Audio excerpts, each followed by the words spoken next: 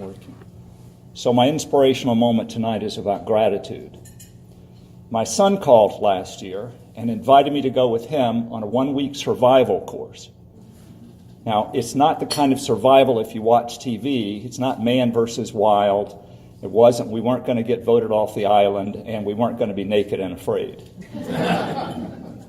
The course was sponsored by Tom Brown Jr., who I've known his writings for many years, and there were 2 goals of this course.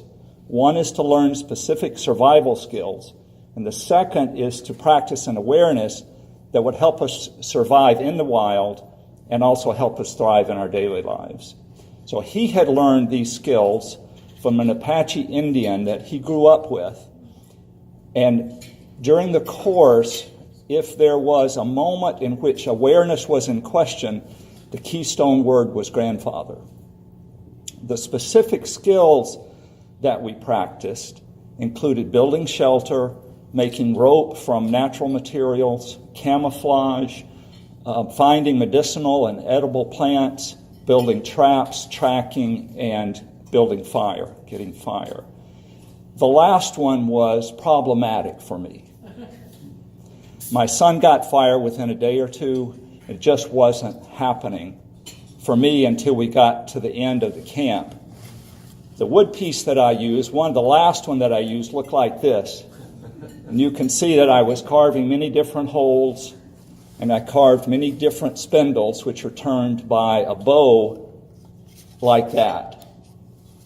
And so I kneeled down for the last opportunity, and I really wanted to have this. It's such an ancient process. It was so important to our natives. For millennia, people have done that, and I wanted to have that experience. Our own Barbara Mossberg has a podcast, and it's called The Poetry Slowdown. And one of the episodes is The Days on Fire. And she quotes Rumi as saying, our task is not to find love. Our task is to find the barriers that we've built against it. So what was my barrier about getting fire? Well, my son Kellen came over, I was about to start, and he said, remember grandfather. And I knew then exactly what the problem was. And I stopped and I said, thanks for the so many things that I'd had, that I was experiencing that week, that fabulous week with my son. And when I did that, when I shifted to gratitude, I felt completely different. And the movement of the bow felt different, and the turn of the spindle. And after a while, it began to smoke, and a little ember fell out of the crack in the side into the tinder that was below. And I invited Kellen to breathe life into that tinder, which he did, and we got fire.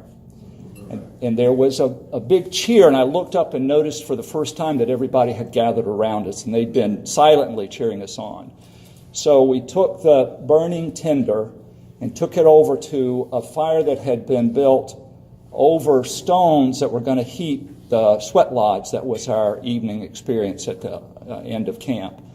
And so throwing it into that larger fire, Kellen and I shared a big embrace. And I have that embrace with me still.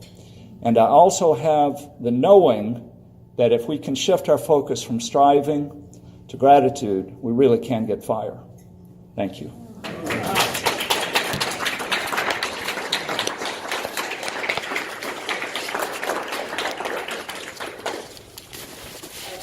I am really grateful to see you all here tonight.